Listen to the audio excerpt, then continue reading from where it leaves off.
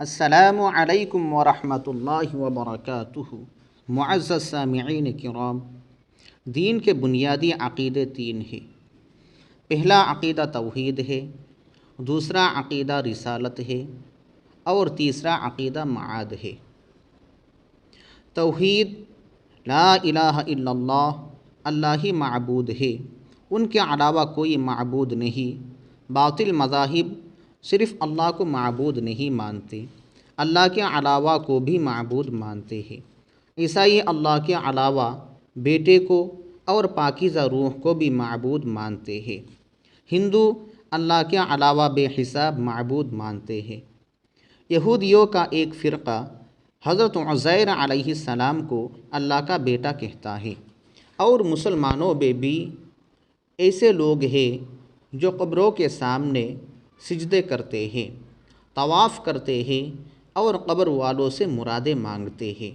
یہ باتیں توحید کے منافی ہے، یہ شرک ہے۔ اللہ کے علاوہ کسی کو معبود ماننا یا اس کے سامنے عبادت بجا لانا شرک ہے۔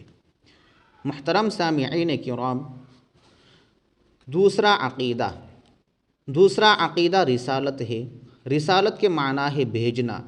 اللہ تعالیٰ نے اپنا پیغام انسانوں کے پاس بھیجا ہے کہ میری بندگی کرو، میرے یہ احکام ہیں، ان کی پیروی کرو۔ یہی اللہ کا پیغام بھیجنا رسالت ہے۔ اور اللہ اپنا پیغام فرشتوں کے ذریعہ بھیجتے ہیں، کیونکہ اللہ تعالیٰ کسی انسان سے روبرو بات نہیں کرتے، اس کو انسان برداشت نہیں کر سکتا۔ حضرت موسیٰ علیہ السلام کے واقعہ میں پہاڑ اللہ کی تجلی کو برداشت نہیں کر سکا تھا، ریزہ ریزہ ہو گیا تھا۔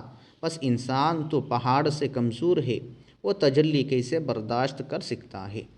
اس لیے اللہ اپنا پیغام فرشتوں کے ذریعہ بھیجتے ہیں۔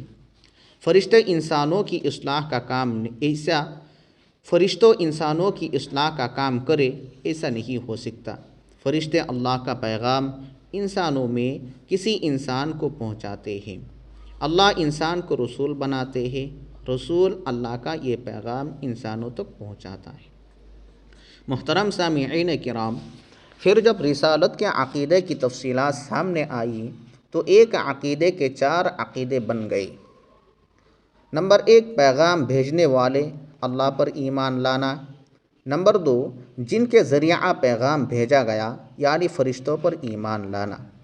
نمبر 3، اور جس نے پیغام وصول کیا یعنی نبی پر ایمان لانا۔ اور نمبر 4 ہے خود پیغام کو ماننا، جس نے اللہ کی کتاب کی شکل اختیار کی۔ محترم سامعین کرام، تیسرا عقیدہ معاد ہے۔ معاد کے معنی ہے پیچھے لوٹنا۔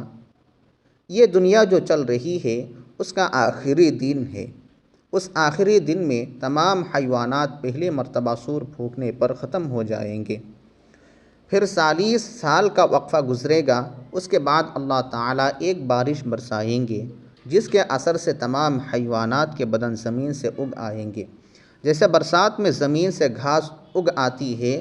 پھر دوسری مرتبہ سور پھونکا جائے گا تو تمام روحیں جو عالم برزخ میں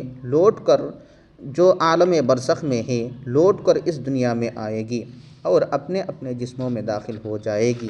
یہی نشأہ ثانیہ ہے، دوسری مرتبہ کی پیدائش ہے۔ بس روحیں چونکہ عالم برزخ سے واپس آئیں گی، اس لیے اس کو معاد کہتے ہیں اور اس کو آخرت بھی کہتے ہیں۔ یہی تیسرا عقیدہ بنیادی عقیدہ ہے۔